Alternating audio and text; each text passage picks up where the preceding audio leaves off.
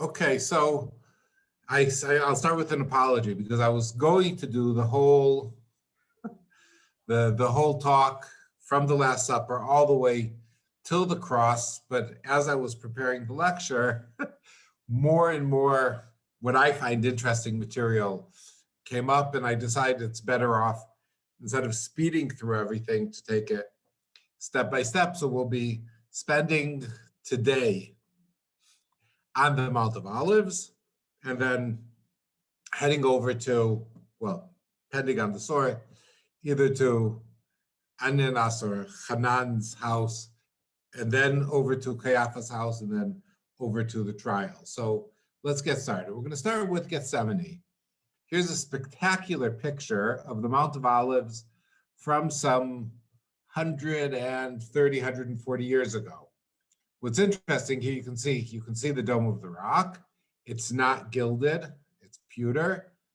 There's nothing built here. There are no churches on the hill. They're just olive trees, which is what the Mount of Olives in Gethsemane would have looked like in the time of Jesus. You can see here the Valley of Kidron and some terracing for agricultural purposes. Again, very similar to what would have been 2,000 years ago. Matthew tells us this. Then Jesus went with his disciples to a place called Gethsemane, and he said to them, "Sit here while I go over there and pray." He took Peter and the two sons of Zebedee, or Zebedee, and then who were James and John, along with him, and he began to be sorrowful and troubled. Then he said to them, "My soul is overwhelmed with sorrow to the point of death. Stay here and keep watch with me." And you all know the story. Going a little farther, he fell on his face to the ground and prayed, "My Father, if it is possible, may this cup be taken from me, yet not as I will, but as you will." So again, we have the closing of the circle from the cup that Jesus passed around at the Last Supper to the cup being removed, with two very different meanings. And Jesus's prayer in Gethsemane demonstrates Jesus had never wanted to die, according to the Synoptic Gospels. In other words, and since we already know the final outcome, to be put to death the way a criminal would have in there. So Jesus requests to be removed from the mission or from his fate, but is more than willing to accept the outcome. Here we can, to put things into perspective, so here we have the Temple Mount, in other words, the area where the temple was. Here is the Valley of Kidron, going down here, you can see where it flows. Here we have Gethsemane, this area. Still today, you can see the many, many olive trees that are there. And Jesus came from the upper room that most likely we will think would be on Mount Zion, as we spoke last week. So he would have come here, gone down here, and then headed up through the pool of through Siloam, or the city of David, up here into Gethsemane, where he would meet with his disciples. Here is the house of Caiaphas, where he was later on. Again, we're not exactly sure where it was. We'll talk about that next week. And the Hakadama, which is the Aramaic term for the field of blood, which traditionally is where John the Baptist purchased. We can get a general idea of the geography of Jerusalem. Here we can see some of this exquisite olive trees that are there. We'll be talking about them soon. John has a slightly different story, and he tells us this. When Jesus had spoken these words, he went out with his disciples across the brook, or the valley of Kidron, which we pointed out, where there was a garden, which he and his disciples entered. Now, most likely in those days, there were actual gardens for multiple reasons. One, in the city of Jerusalem, it was forbidden to grow fruits because the fruits would attract bees, would attract stench. But outside, in between the olive trees, and you'll see in many places, olive trees need a certain distance between them, and in between them, they would plant fruit trees, vegetables, etc. So there was probably a garden, something which in Arabic is called a bustan, interesting enough, in Hebrew it's called a pardes, and if the word, which is a Persian word, which means paradise, for the same root, pardes, paradise, and also in Arabic, paradis. So we have an indirect link of what that garden is. Of course, we'll get to additional meanings of the garden very soon. Now, Gethsemane in Hebrew is called Gat Shemanim. You can see Gat Shemanim, which is traditionally interpreted, Gat is a press, Shemanim, Shemen is oil. That's why it's not coincidental that in the Bible, almost always, except in the book of Zechariah, it's known as Har HaMishcha, the mountain of the anointing in oil, Mishcha, Mashiach, for the element of anointing. That's where the term Messiah comes from. We've talked about that before. So this is usually, most people that will take you there, they will tell you the Gat Shemanim comes from the press of the oil because of the olive trees that were there. The problem, the term Gat in the Bible only relates to wine presses. The word Gat there's Gat Rimon, there's Gat where the Philistines, always connected to wine. Never is there the use of the term Gat as an oil press. So here we can see a wine press. There's a spectacular wine press in the archaeological site of Ovdat, which was a Nabatean city that turned into one of the earliest Christian cities, and some of the earliest churches in the world are there. You can see each person would come with their grapes. They would put them here. They would stamp on the grapes. They would concentrate into an area, and then they would be able to collect them and then ferment the wine. Here we can see another beautiful, that is wine press. Again, you stand here, you step on the grapes. Just an interesting anecdote. The stepping on the grapes, the bacteria in the feet are what causes one of the main reasons for the wine to ferment. So it's very important that you do it that way. And of course, there would always be a post over for people stamping on the wine to stand on, because otherwise you would fall and slip because it's extremely slippery. Here you can see the grape juice concentrating. And here it's a pretty good depiction of what a wine press. Now, an olive press looks very different. This is an olive press which is located in the Golan Heights.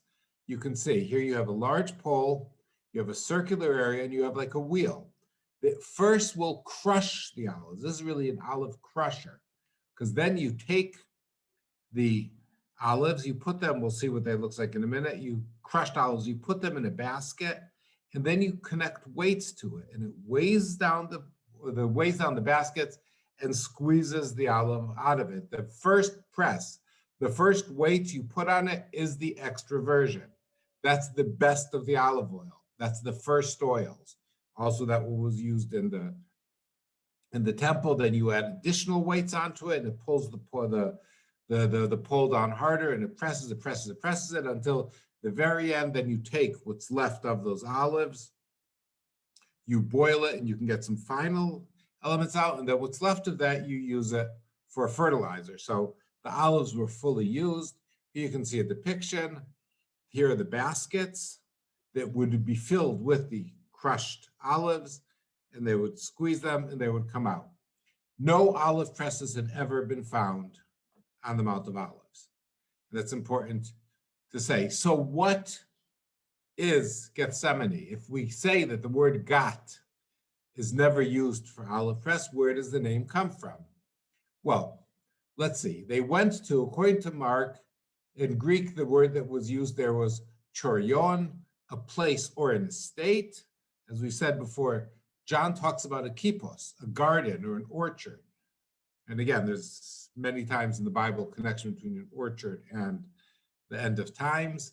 And he places it across from the Kidron Valley. Here you see the Kidron Valley. Here you have an elevation up towards the Mount of Olives.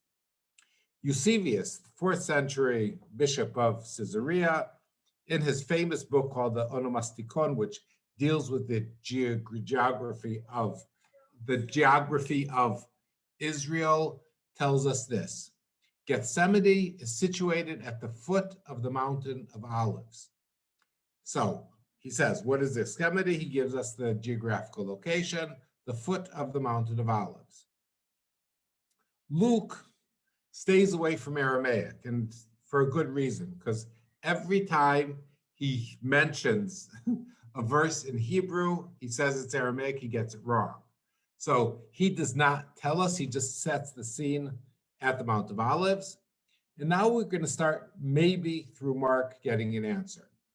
Now, the Pshita, which is the Syriac translation of the Bible, including the New Testament into Aramaic, translates Mark's story like this.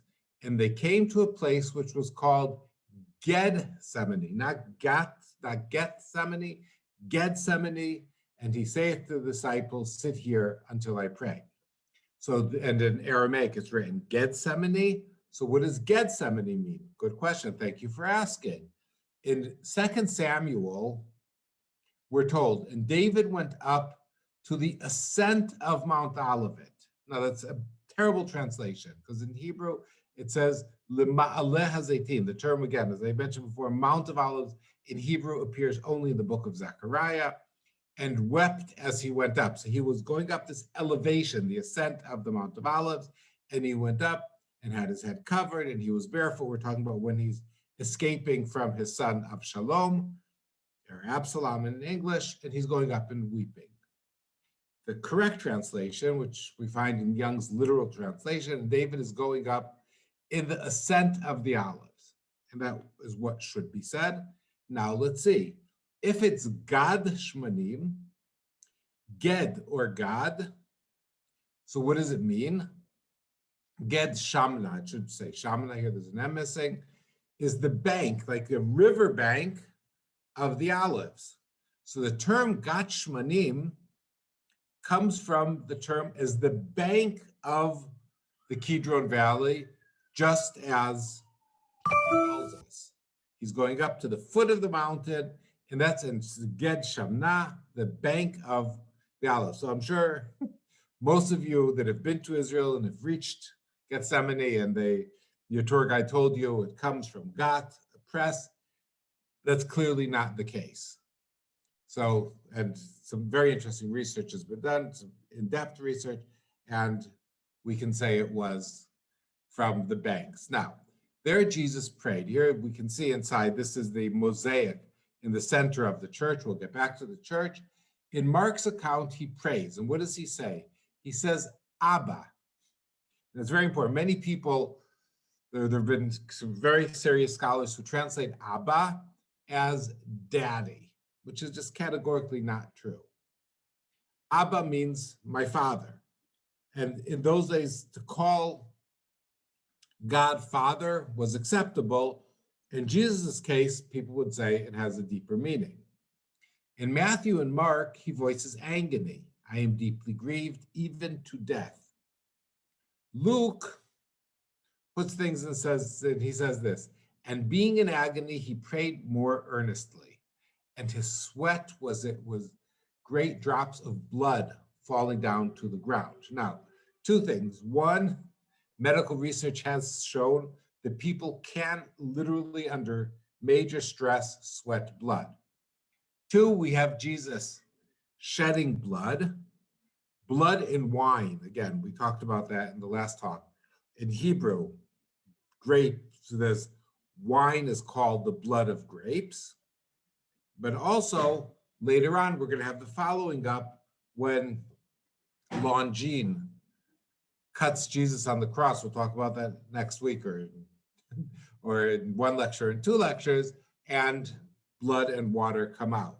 So we're already having, in a way, the beginning of the preparation to the end is there.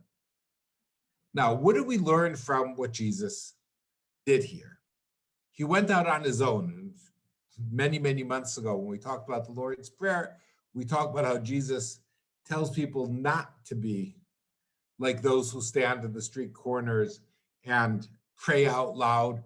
You pray to yourself. In those days, the concept of communal prayer as a whole was very, very rare, except amongst the Dead Sea, the people who live, the Essenes or the Yachad group that live near the Dead Sea. Now, what is it when you need to pray pray for ourselves. And as a Jew, he already learned that. He learned that from the book of Psalms when King David says, my God, why have you forsaken me? A verse that Jesus will repeat later. In Psalm, when David says, the Lord is my shepherd, it's personal. He is my shepherd. Hashem O'i. Lord is my shepherd. So the element of Jesus leaving his disciples aside, and he goes, and from the Synoptic Gospels, we learn the importance of individual prayer. Just like Job cries out in despair, Jeremiah does the same. And an interesting place, we're told it's in a garden. Jesus is all by himself. And in a way, the New Testament is saying that a new civilization is starting. And a new Adam in a new garden manifests his power. It has to be said, and we'll be talking an awful lot about this, the fourth gospel, the Gospel of John, there is no agony. Jesus is under total control throughout the whole last day of his life. He is fully under control. There is no agony. There is no sorrow. And there is no requesting to be released from the mission that he's on. Here we can see a beautiful depiction of the front part of the church. We'll talk a bit about the church in a moment. And here you can see many interesting elements that we'll talk about some of them. Here you, of course, see the Alpha and the Omega, God the Father sitting above Jesus. And we'll see the 12 domes. We'll talk about them in a minute. The deer on the top of the church. Here we have the four Gospels being read. Alpha and Omega, just an interesting element that's not coincidental that it was put here. And I've mentioned this before when Jesus says, I am there, where we read in the book of Revelations, I am the Alpha and I am the Omega. I am the beginning and I am the end, but it also has the Hebraic meaning, because of course Jesus did not say I am the Alpha and I am the Omega. He didn't say I am the A and I am the Z, or he didn't say I am the A and I am the Z, because neither of those languages with him. He said I am the Aleph and I am the Taf. First letter in the Hebrew alphabet, last letter in the Hebrew alphabet, and the middle letter in the Hebrew alphabet is the Mem, which means I am the truth, and that his disciples would have immediately understood. Here we can see the verse from the book of Hebrew, and it says, Jesus offered up prayers of supplications with strong crying and tears until him that heard him because of his fear. So here we get a message. You enter the church, your prayers are listened to. And here we have and interesting verses from each of the Gospels was chosen. Here we have John, and they decide to quote from John 1, departed with his disciples across the torrent of Kidron, where there was a garden into which he entered with his disciples. So John starts off by telling us the story of his entering the gardens. Then over here we have Luke, being in agony, he prayed more intensely, and so his sweat became like drops of blood running down to the ground. So we have the story of Jesus' suffering.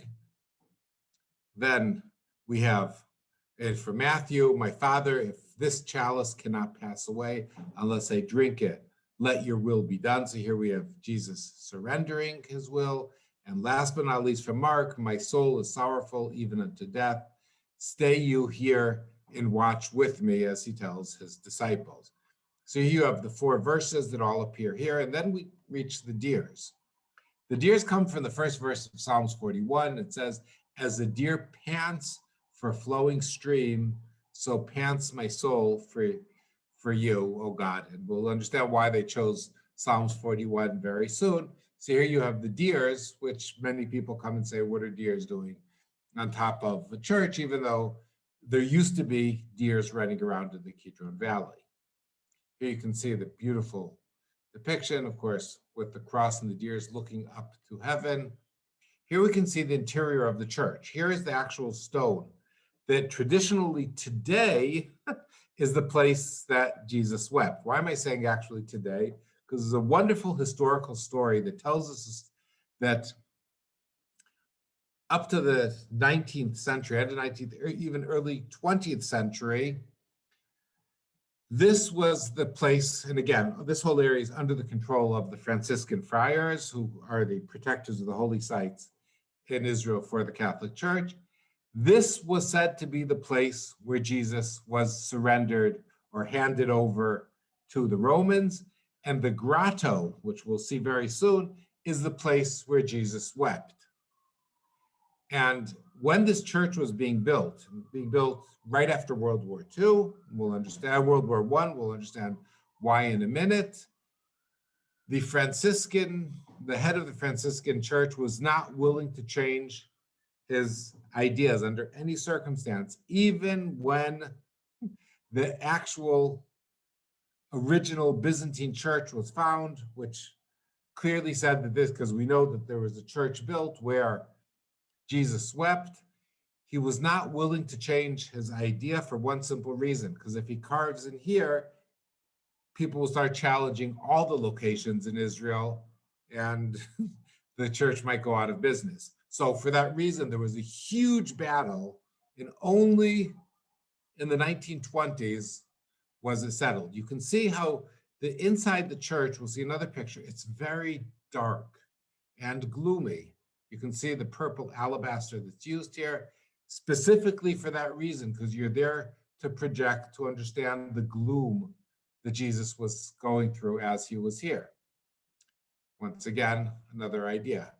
Now, suddenly here we see another church, which is very similar architecture, which is on the top of Mount Tabor, which is the Church of the Transfiguration, built by the same Italian architect, Berluzzi, who he purposely has the two opposites of Jesus' life. Here, Jesus is bright and shiny. He comes down and his face is shining. So here he uses white alabaster, and you get a beautiful church full of light.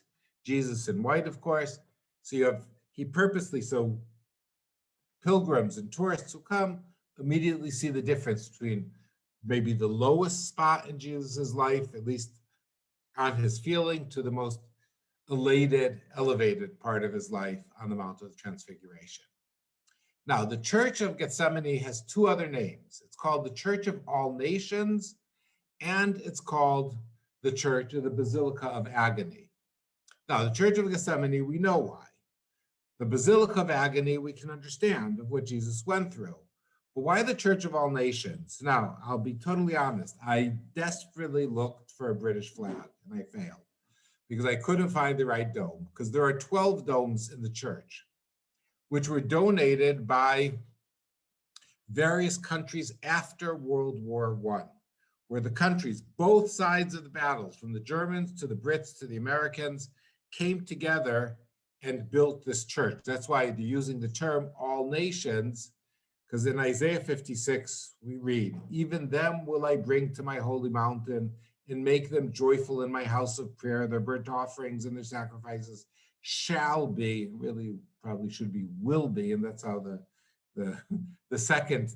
new version of the King James translated, "accepted upon mine altar, for mine house shall be called a house of prayer for all people," or really for all nations. And of course, with Jesus, as he's overturning the tables in the temple, he says, "And said unto them, it is written, my house shall be called a house of prayer, but ye have made it a den of thieves." So using that actual term. Now over here you can see the French flag. The British flag is over here. And so multiple countries received the dome. Of course, the most beautiful central dome of the church belongs to the Italians because they built the church. And then other people, other nations, the Irish had the fence around the stone. Interestingly enough, and most likely for a serious reason, the Scots were left out. Why were the Scots left out? Because in those days, there was an actual tradition saying that Pilate was from Scottish origin. In 1899, the New York Times ran a story of the Scottish roots of Pilate. If you go to Scotland, you can visit the actual location that is claimed. So they were left out of the church. Not the only reason, but that's one of the theories that goes into it. The Garden of Gethsemane has spectacular olive trees. And once again, when you visit there, your guide might tell you that these trees date back to the time of Jesus. Just slightly problematic, because Josephus tells us this, and truly the very view itself was a melancholy thing. For those places which adorned with trees and pleasant gardens were now become desolate country every way, and its trees were cut down. This Josephus tells us following the destruction of the temple in the year 70. We also have sources talking about Hadrian uprooting all the trees. So if the trees from the time of Jesus, they were all uprooted. The Catholic Church took an initiative, and some 10 years ago, they did research trying to date the trees. Now, most people would say it's very easy, like all other trees, you can just count the rings. But with olive trees, you can't count rings, because olive trees expand and rot from the inside out. The second thing is, you can see olive trees have offsprings. Even this tree, which is probably 1,000 years old, has offsprings coming out of it, and then they become part of the tree. So you have younger parts of the tree together with older parts of the tree. That's why Paul talks about the grafting into the tree of Israel. And interestingly enough, the term Jesus is known in Hebrew, and only in Hebrew, as Yeshua HaNotzri. Notzri can mean somebody who comes from Nazareth. It can also mean the offspring, because he is said to be from the offspring of the tribe of David. So you can't date olive trees that way, but there are ways with carbon-14, even though it's still alive. And the three oldest trees were said to be from the years 1092, 1166, and 1198. So the oldest tree is just over 1,000 years old today. So these trees do not date back to the time of Jesus, but they are some of the oldest olive trees in Israel today. Here we can see the view from the church onto the walls of the old city, the valley of Kidron. Here we see something that very possibly Jesus would have seen. This is known as the tomb of Absalom. It is not the tomb of Absalom. It's probably dated, most people would date it 1st century BC, so it would have existed in those days. It's a shrine. It's not even a tomb itself. There's a tradition that in here, Jesus' brother James lived for some time. Get a nice quick view. Remember this tunnel, we're coming back to it in a minute. אנחנו נמצאים למרגלות הר הזיתים בקטע שבו הוא מתחבר אל נחל הקדרון. זה אחד המקומות הכי חשובים בנצרות לירושלים, והוא ידוע בשם שלו גת שמנים. Traditionally, that's where in Judaism and in Christianity, that's where the Messiah will enter. In Islam, there will be a bridge drawn over the Kidron Valley, which has a second name, not coincidental. The other name for the Kidron Valley in the Bible is the Valley of Yehoshaphat, Yeho, God. Shaphat will judge, because this is where the day of judgment will take place. Now, oops, sorry. Okay, here we once again, we can see the beautiful front element of the church, and now we'll see a discovery that just took place in the last year. הקרקע הזאת חיפשו לבצע מאיזושהי מנהרה תת-קרקעית שתוביל מתחת לכנסייה לתוך נחל הקדרון. ולמרבה ההפתעה, באמצע המנהרה, בדיוק מתחת לכנסייה, ההר התמוטט וחשף ממצא עתיק מרתק. מקווה טהרה מימי הבית השני. נכנסים דרך הפתח הקטן, צועדים על המדרגות לתחתית המקווה, שהוא מעין כמו איזושהי אמבטיה. The Jewish ritual bath that was used for purification. Now, there were traditions that the olive oil from Gethsemane or from the Mount of Olives was used in the temple for multiple purposes, for anointing people, but also for the menorah, for the candelabra in there. And if you were to be part of producing that, you had to be pure. So olive presses were not found, but a Jewish ritual bath was found just a year. Now, following Jesus's being in the Garden of Gethsemane, he tells his disciples, watch over things. He takes his 3 favorite ones, and then they fall asleep. He weeps, according to the Synoptic Gospels, and then he is betrayed. Let's read the 4 sources, because there's some very interesting elements we have to deal with, which will also help us understand much better what is going to happen in the future. Matthew tells us this: and he left them and went away and prayed the 3rd time. Remember, 3rd time, we just say, okay, 3 times, no problem. It's extremely important. Then cometh he to his disciples and saying to them, sleep on now and take your rest. Behold, the hour is at hand. The Son of Man is betrayed in the hands of sinners. In other words, Jesus knows, as he knew at the Last Supper, that he will be betrayed. Rise, let us be going. Behold, he is at hand that doeth betray me. And as he says that, and while he spake, lo, Judas, one of the 12 disciples, came, and with him, who came with him? A great multitude with swords and staves from the chief priests, the elders of the people. Now, why is this important? First of all, a great multitude of Jews coming on the evening of Passover. Now, if it was Passover, the 15th, that would make no sense because people would be home. If it was the day before, even so, you have the preparation. So multitudes, we're not sure about that, but that's what the text says. And the important thing, the chief priests and elders of people. In other words, these are the temple leadership. In other words, these are Sadducees. Because who did Jesus offend and damage when he was overturning the tables in the temple? He was the leadership, the priests who were Sadducees, almost all of them. So according to Matthew, in addition to the great multitudes, they might also have been Sadducees. Most likely came the leadership of that element. In other words, the Sadducees. Now he that betrayed him gave them a sign, saying, whomever I shall kiss, that is he. Hold him fast. Now, very strange. John will help us answer this question, to my opinion.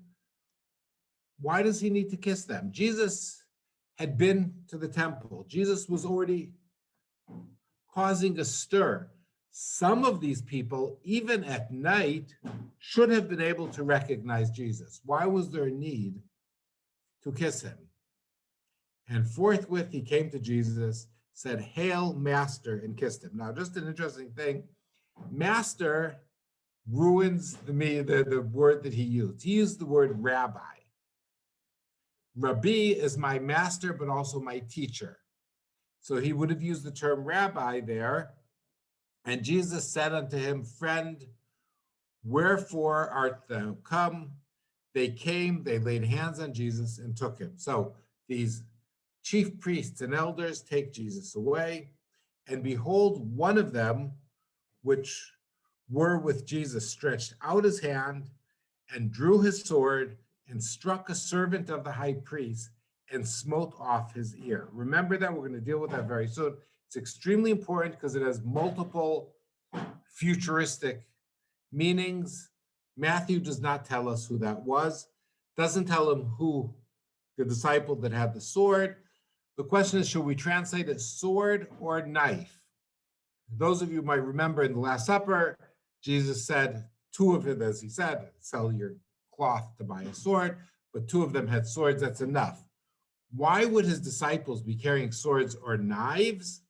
That goes back to our last talk, very possibly, even though we know 2 of them had swords, but the knives they might have had was before Passover, and they were going to slaughter the lamb the next day.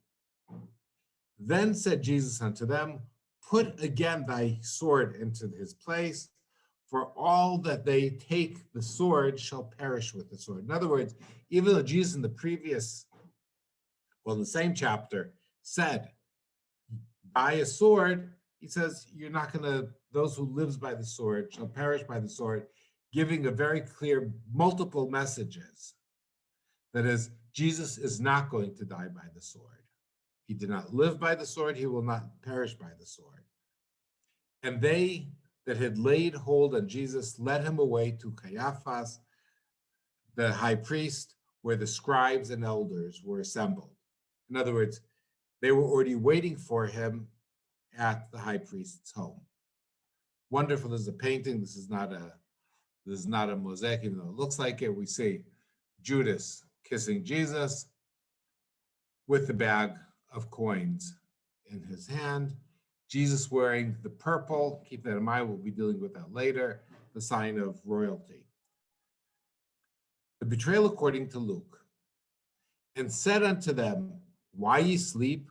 Rise and pray, let ye enter into temptation. Now, why do I put let ye enter into temptation? This again, even though we are told, according to the Synoptic Gospels, Luke, Mark, and Matthew, that this was after the Passover Seder, the Passover meal, the element of temptation is very interesting. Again, many of us will think of the Lord's Prayer, and according to Luke, the Lord's Prayer was taught on the Mount of Olives.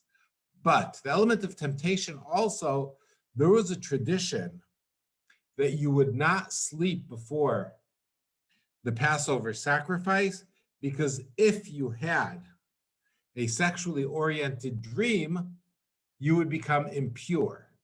And that way, you don't want to be tempted by your sleep. That might be why Jesus told them not to sleep, so that they would be pure for the sacrifice the next day. Some would say for Jesus' sacrifice, because again, somebody who's impure cannot be part of the sacrifice.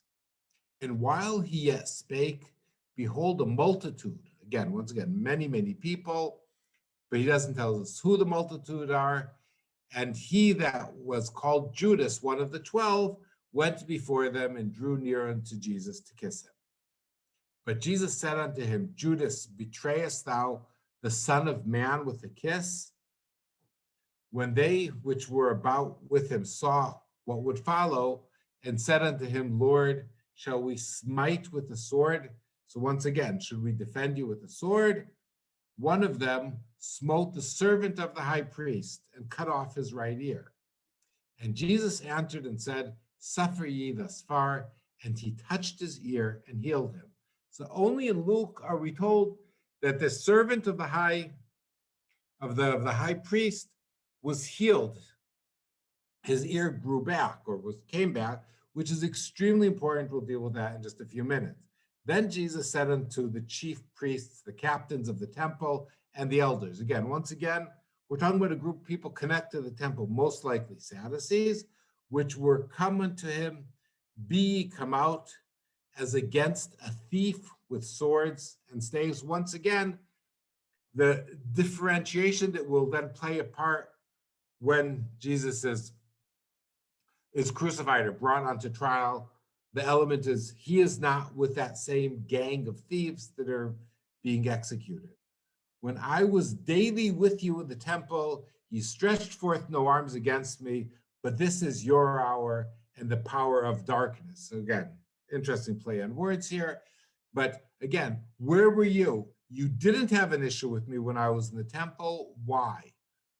So they take advantage of the darkness. So that clearly he is directing this to the people connected to the temple for one very important reason, because you knew that most of the population agreed with what I had to say. Because most likely, and I would say most researchers today would say, Jesus was very popular amongst those people he came across, but served as a challenge to the leadership, in other words, the priests. Then they took him away and led him and brought him into the high priest's house, and Peter followed afar off. The betrayal according to Mark. Mark puts it this way, and immediately while he spake, cometh Judas. So again, for Jesus, with Mark, very frequently you have that immediately, and with him a great multitude with swords and staves from chief priests and scribes and the elders, same population. And he that betrayed him had given them a token. So here we already have, this was already pre-planned, that he would symbolize it with a kiss, And as soon as he was come, he goeth straight forward to him and saith, Master, Master, another Rabbi, Rabbi, and kissed him. And they laid their hands on him and took him. And one of them that stood drew a sword and smote a servant of the high priest and cut off his ear. And Jesus answered and said unto them, Are ye come out against a thief? Once again, and next talk, we'll talk an awful lot about what the meaning of that was. And daily with you in the temple, teaching, very similar to what we just read from Luke. And they foretook him and fled. In other words, they were afraid. The fact that they fled, even though there might have been multitudes, means that they had something to fear, because we're talking about a time when there were, according to Josephus, hundreds of thousands of people. One of the numbers talks about 1.4 million Jews who came up to Jerusalem. Clearly an exaggeration, but for sure, hundreds of thousands of people. Most of them would take offense with what was happening here. And there followed him a certain young man having a linen cloth cast about his naked body, and the young man laid hold on him, and he left the linen cloth and fled from there naked. This is a very strange addition that we really do not know what it's about. Some people say this is actually Mark himself. When you think about the linen cloth fled from them naked, that immediately brings up the story with Joseph, who's Potiphar's wife, his owner's wife, tried to seduce him, and he left his cloth and fled away. In other words, very possible this young man, if it's not Mark, and I don't understand why they would claim it is Mark, was fleeing from the message that the people captured him said. In other words, tried to stay positive or escape the evilness, even if it was at the cost of leaving his cloth. And they led Jesus away to the high priest, where they assembled with the chiefs. Now, a whole different story. Totally different story we're told by John. What does John tell us? And Judas also, which betrayed him, knew the place, for Jesus often resorted thereafter with his disciples. Now, keep in mind that the Gospel of John has Jesus in Jerusalem for much, much longer periods. Jesus had already arrived, according to John, at the Feast of Booths a half a year ago, and for sure stayed through Hanukkah, which is 3 months from there. He had come there regularly. Luke tells us this, that on the Mount of Olives is where he would study with his disciples. So Judas knew the location.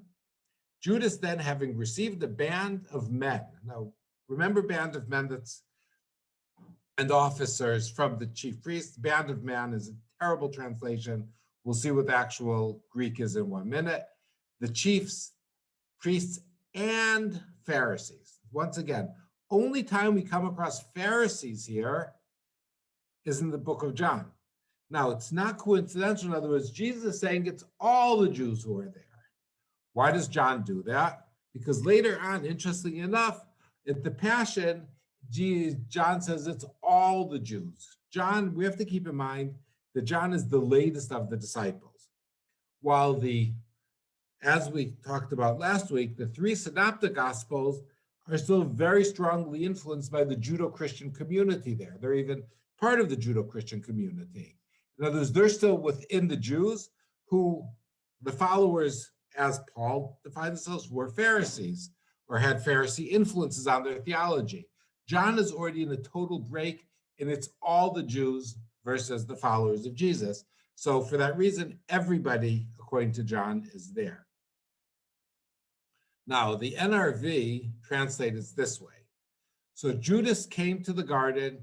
He was guiding a group of soldiers. And that's extremely important. Who are the soldiers? The soldiers are, of course, Roman soldiers, because there would be thousands of soldiers in Jerusalem for the holidays, especially for Passover, to prevent anything from going wrong. In other words, according to John, despite what we talked about in the previous verse, this is a joint mission between the chief priests and the Romans. So here you have the soldiers assisting the high priests in arresting Jesus. Jesus, therefore, knowing all things that should come unto him, went forth and said unto him, Whom ye seek ye? They answered him, Jesus of Nazareth. Jesus saith unto them, now, who would he be speaking to? If he's speaking to the priests, they know him. They don't need to say, you're Jesus of Nazareth, come with us. He says, but even so, he says, who seeketh thee? And he says, I am he. Remember that? We're coming back to that in a minute. And Judas also, which betrayed him, stood with them. As soon as he had said unto them, I am he, they went backwards and fell to the ground. We'll understand what happened there in a minute. When he said, I am he, why would they go back and fall onto the ground? And who fell onto the ground? Then asked he them again, whom seeketh ye? And they said, Jesus of Nazareth. Jesus answered, I have told you that I am he. If therefore ye seek me, let these go their way. And so clearly he's talking to the priests now, because if you seek me, let the Roman soldiers go away. I'll go with the priests. That the saying might be fulfilled, which he spoke of them, which thou gavest me, have I lost none. Now, there's a problem with that. That is, what that saying might be, what is to be fulfilled. It's mentioned in the other Gospels also, because there really is no biblical verse we can find from the Hebrew Scriptures that actually foresees that this is what should happen. But we'll find some hints maybe to that. Then Simon Peter. So now we know who drew the sword. Simon Peter, who had a short temper, and this is for a totally different lecture, throughout the Gospels, there's a war over the leadership of the Jesus movement between Peter and John. And frequently Peter, as we will see soon, or we're not going to deal with that, but the element of denying Jesus 3 times, Peter is shown frequently in a negative light, which means this is in the pro-John camp. Again, the same John is the one that wrote the gospel. We'll leave that for many talks later. Then Simon Peter, having a sword, drew it and smote the high priest's servants and cut off his ear. The servant's name was Malchus. We even know who was cut off. Then Jesus said unto Peter, put your sword in the sheath. The cup which my Father hath given me, shall I not drink it? Now, here we have purposely, John tells the exact opposite story of the Synoptic Gospels. There we're talking about Jesus saying that he wants to be removed from the cup, to have the cup taken away from him. And John gives the exact opposite thing.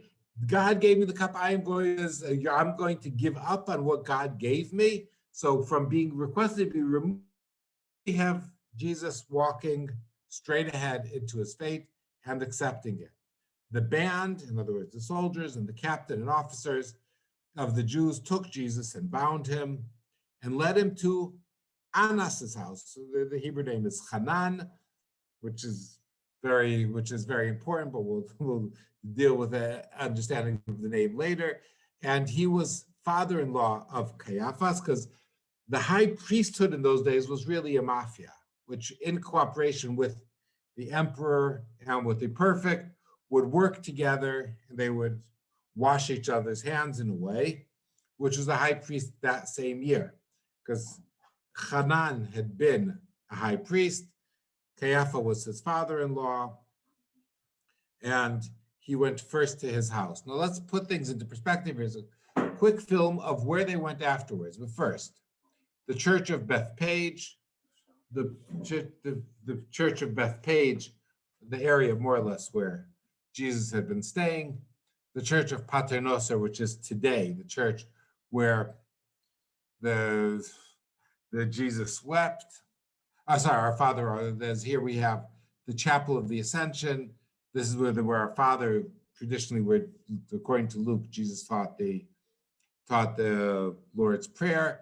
This is where the modern day Chapel of the Ascension is. The Church of Mary Magdalena, the Dominus Flevit, our Lord wept. And here we have the Grotto and the Church of the Assumption. Now, what is the Church of the Assumption? It's interesting. If you remember last talk, we talked about Mary being assumed into heaven from Mount Zion. But there is a second tradition that it took place over here. There's a third story that talks about it taking place in Turkey. So here we have the Church of All Nations, where today is where traditionally Jesus wept, and here we have the grotto where Jesus was handed over to the high priest. Located at the bottom of the Mount of Olives, and the access to it is along a narrow walled passageway leading to the right from the open courtyard in the front of the tomb of Mary. To the right. This place is also called the Grotto of the Betrayal, since here Judas Iscariot pointed Jesus out to the arresting Roman soldiers by kissing him. From all the holy sites in Jerusalem, the Grotto of Gethsemane is considered to be at its best original appearance. That is, the appearance it had at the time of Christ's life on earth.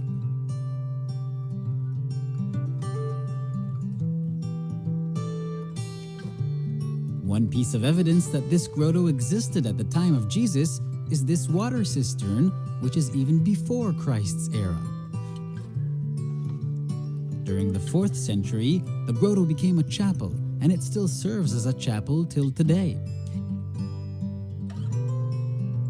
Here, over the main altar, is a picture of Jesus praying among the apostles, and beneath it, there are 2 bronze figures depicting the 2 sleeping disciples, while Jesus was praying to his Father on the night before his crucifixion.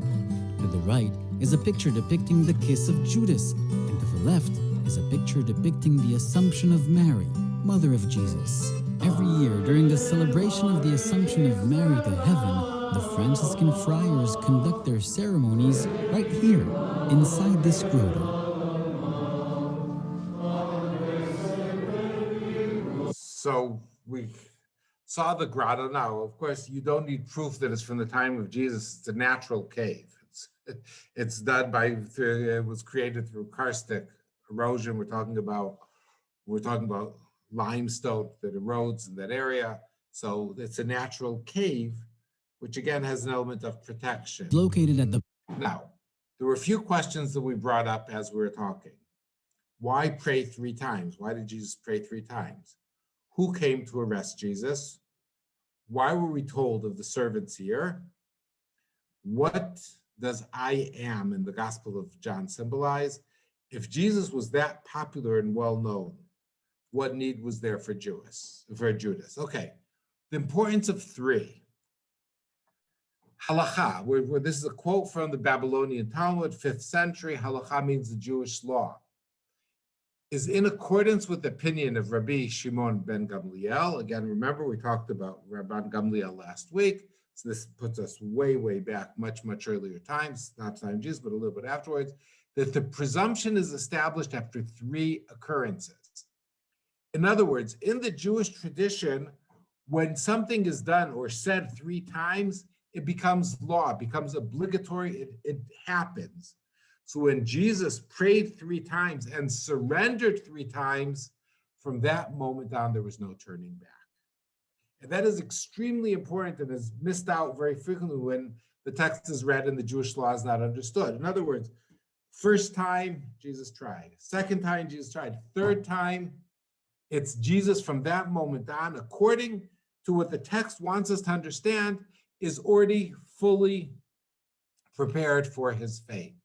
He accepted it. It's become a permanent other things. Here's some other 3s in the Bible that says, Jesus says, I am 3 times. We'll talk about the I am very soon. Rising on the 3rd day. Why? Because in the Jewish tradition, after 3 days, the soul is gone. That's why we mentioned this a long time ago, the element of with Lazarus rising on the 4th day. Because that's extremely important, because that's after it was done. So that was the showing that's what caused the shock, because after 3 days somebody rises, it's possible, according to the tradition in those days. After rising, so Jesus rose before the 3rd day. In other words, his soul had still been around. Peter denies Jesus 3 times. Now, here once again, we see the anti-Peter or the pro-John element, once you denied him 3 times, there's no turning back. Now, there's an attempt to turn back later when Jesus asked Peter 3 times, do you love me? Because once again, if 3 times you say you love me, there's no turning back on that either. So here we have the pro-Peter in a way versus, or trying to reverse it, even though something that's said 3 times cannot be reversed. So who came to arrest Jesus? Matthew says, with him was a great multitude. And who were there? The chiefs and the elders. Luke, once again, the multitude, the chiefs, the captains of the temple. Mark, same thing. And John has the soldiers coming with him. Now, why is this important? Because later on, when Jesus will be put on trial and he'll be brought to Pilate, Pilate knows what was happening. Pilate had already, in a way, been debriefed. Pilate knew that Jesus was arrested. How did he know that?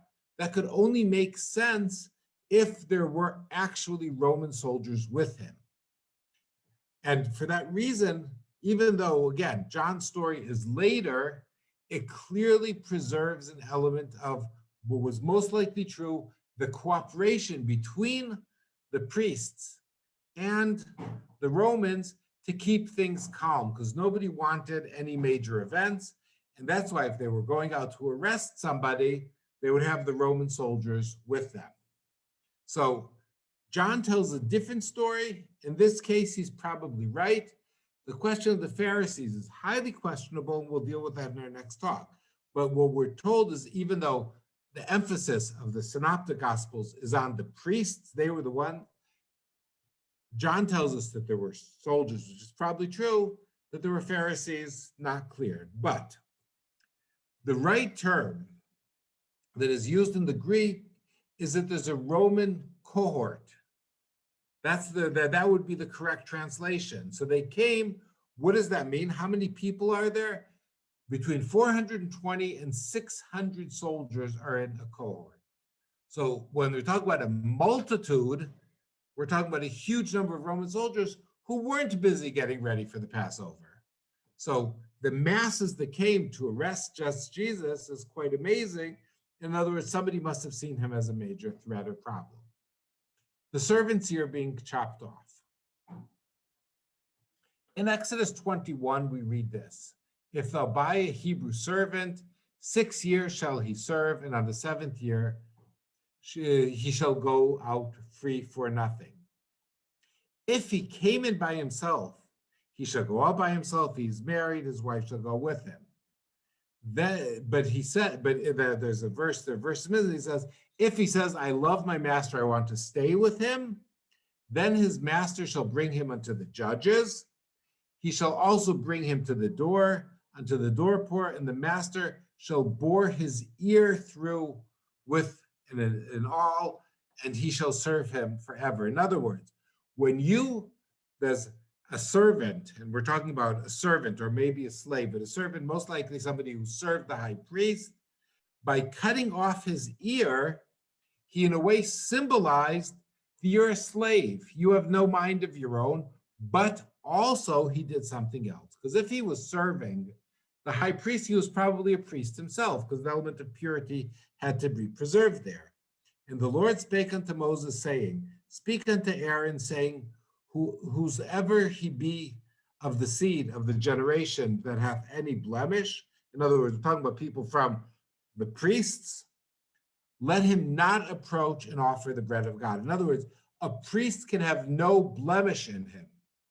What are the blemishes? A blind man or a lame or at a flat nose or anything superfluous. So in other words, we're talking about even by cutting off his ear, he removed him from being able to be a priest. Now, but we're told in Luke that Jesus caused the miracle and put the ear back.